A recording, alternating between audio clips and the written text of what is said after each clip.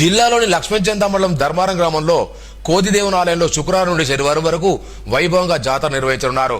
దశాబ్దాల చరిత్రల కోదిదేవుని జాతర లక్ష్మీచంద మండలం ధర్మారం గ్రామంలో ధర్మారం పీచల మధ్య జరుగుతుంది.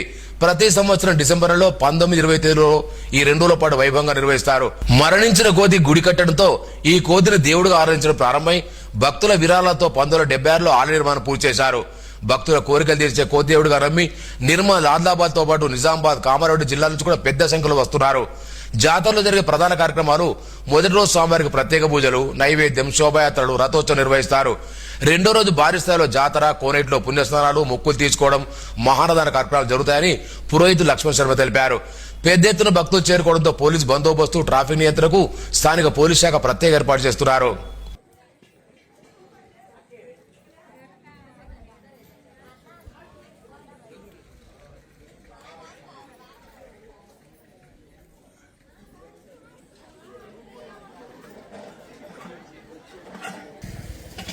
ప్రతి సంవత్సరము 19వ తారీఖు నాడు అభిషేకాలు జరుగుతాయి.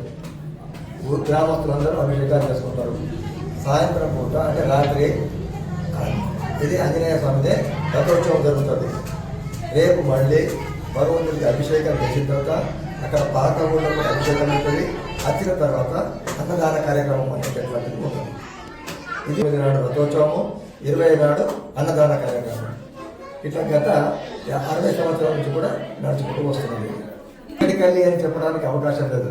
నాగ్పూర్ కల్లి ఉన్నారు, హైదరాబాద్ కల్లి ఉన్నారు, బాంబే కల్లి ఉన్నారు, ఇటు వరంగల్, జగిత్యాల, కరీంనగర్ ఇక్కడ కలిపి అయితే ఇక్కడ అనుకున్నటువంటి వాళ్ళకు సంతానాలు కలిగినాయి, పెళ్లిళ్ళు అయినాయి.